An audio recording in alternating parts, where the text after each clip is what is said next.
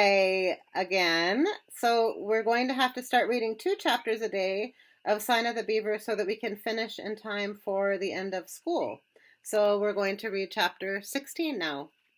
In the late afternoon, Matt sat in the cabin doorway. He couldn't think of any work to do. He felt restless, the excitement still jumping about inside him.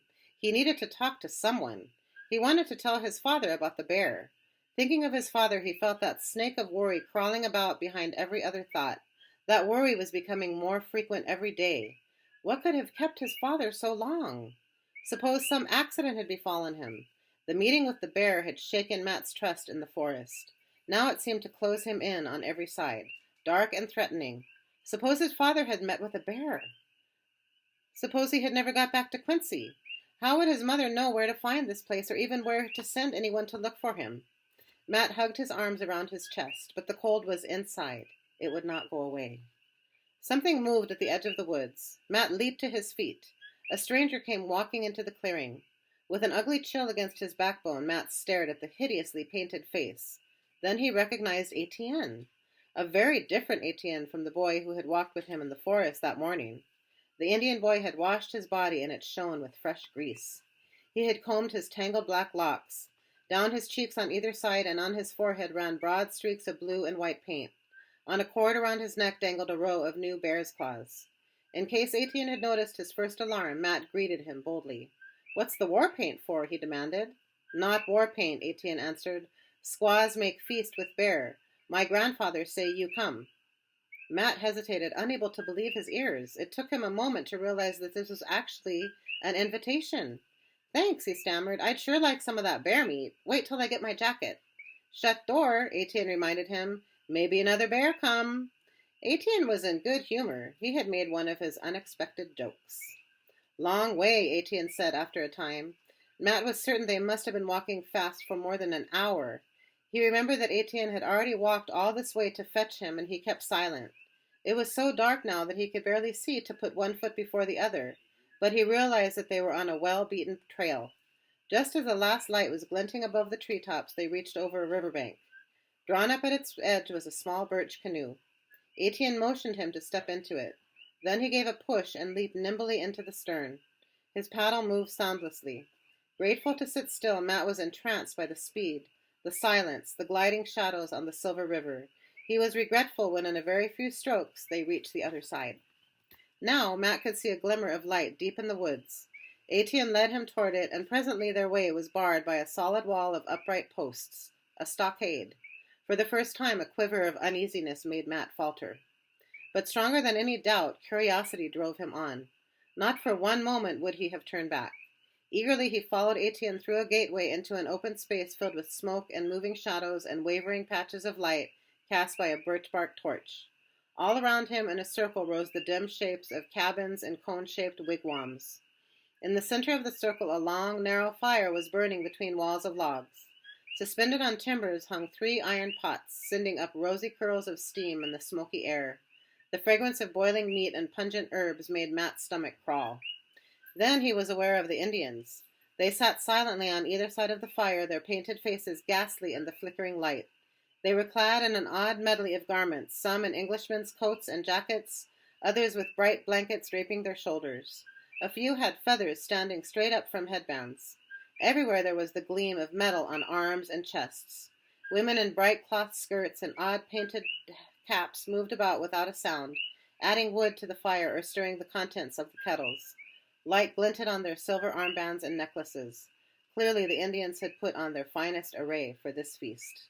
It came over Matt with a rush of shame how very shabby he must look in their eyes. Even if Etienne had warned him, what could he have done? He had no other clothes to wear. Probably Etienne had known that, and so had said nothing. No one seemed to notice him, yet he was conscious of the unblinking stare of the row facing him. The others did not turn their heads. They seemed to be waiting. In the silence, Matt's heart beat so loudly they all surely must have heard it. After a long pause, one man rose slowly and came toward him. It was Sockneys, his paint-streaked face barely recognizable. He wore a long red coat decorated by a handsome beaded collar and metal armbands. A crown of feathers rose from the beaded band around his forehead. He stood very tall, and there was pride in his stern features. Why, Matt thought, he looked like a king. Way, Saknis said with dignity. White boy welcome. In a sudden terrifying yell, the rows of Indians echoed this greeting. Ta-ho, they shouted. Ta-ho, yay, ke, bye-bye. Quay, Matt stammered in return, then more boldly. Quay. The Indians seemed satisfied. Smiles flashed in their dark faces. There was rough laughter, and then, seeming to forget him, they began to jabber to each other. From nowhere, children suddenly crowded around him, giggling, daring each other to touch him. Matt's heart slowed its pounding. There was nothing to fear in this place, but after the weeks of stillness in his cabin, the noise was confusing. He was grateful when Etienne came to his rescue and led him to a seat at the end of a log. An old woman approached and held out to him a gourd cup. It contained a Swedish drink, acid and flavored with maple sugar, good on his dry tongue. Saknis raised his arm, and instantly the clamor was silenced. There was no doubt Etienne's grandfather was the leader here.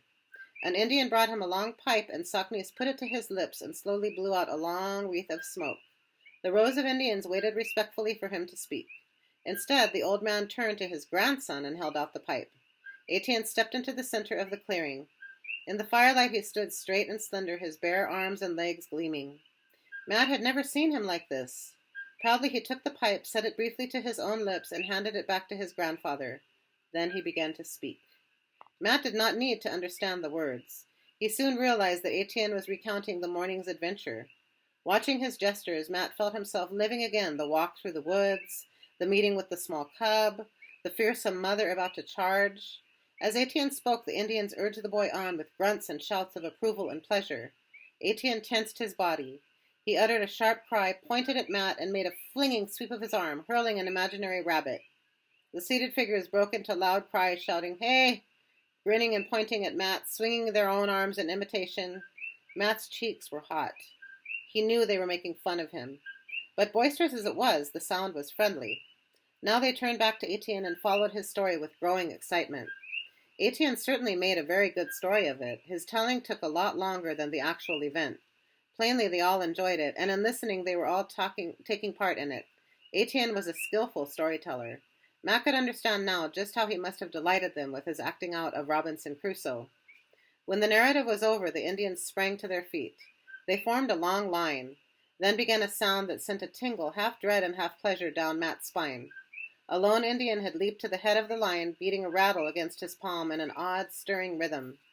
He strutted and pranced in ridiculous contortions, for all the world like a clown in a village fair. The line of figures followed after him, aping him and stamping their feet in response.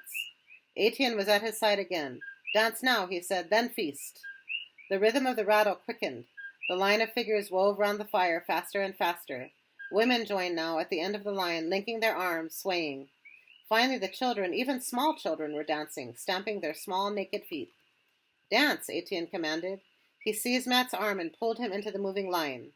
The men near him cheered him on, laughing at Matt's stumbling attempts. Once he caught his breath, Matt found it simple to follow the step. His confidence swelled as the rhythm throbbed through his body, loosening his tight muscles. He was suddenly filled with excitement and happiness. His own heels pounded against the hard ground. He was one of them. He came back to earth with a stitch in his side. His legs threatened to give way under him. The dancing seemed to have no end. Determined that Etienne should not see him weakening, he moved faster and stamped harder. Finally, when he felt he could not make the circle one more time, the dance ended. The feasting began. A squaw brought him a wooden bowl filled with thick, hot stew and a curiously carved wooden spoon. The first steaming mouthful burned his tongue, but he was too hungry to wait. He thought nothing had ever tasted so good, dark and greasy and spicy. So this was bear meat. Presently he noticed that Etienne sat beside him, eating nothing. "You're not eating," he said with a sudden doubt. "Have you given me your share?" "This my bear," the boy answered. "I kill, not eat. Maybe not get any more bear." He didn't sound as if he minded in the least, as if, in fact, he was proud of not eating. When Matt's bowl was empty, the squaw refilled it. By the time he finished, sleepiness began to drag at his eyelids. He could scarcely hold them open. Etienne seemed in no hurry to leave. The Indians were enjoying themselves, refilling their bowls, shouting at each other, laughing and slapping their legs at what seemed to be uproarious jokes. This was noisier than any celebration Matt had ever seen in Quincy, even on muster day. Why had he ever had the idea that the Indians were a dull lot? At last, however, they fell silent, and Matt saw that one of them was beginning another story. It promised to be a long one. Between the sentences, the speaker drew on his pipe, and the smoke curled from his nose and mouth as he spoke. Matt's head drooped and came up with a painful jerk. He had almost fallen asleep sitting up. Etienne laughed and motioned him to his feet. At the thought of tramping all the way back to the cabin, Matt groaned. It must be close to midnight. Then he saw that Etienne did not mean to go back. He led Matt toward one of the wigwams and pulled back the flap of deerskin that hung across the door. Inside, a small fire burned, and by its faint light, Matt saw a low platform covered with matting and fur. Etienne made a silent motion, and Matt, too sleepy to question, gratefully let his tired body sink down on the soft skins. Etienne stirred up the fire and left him alone. Once, long after, Matt roused to hear the rattle and the pounding of feet. The Indians were dancing again, and he was thankful to stay right where he was.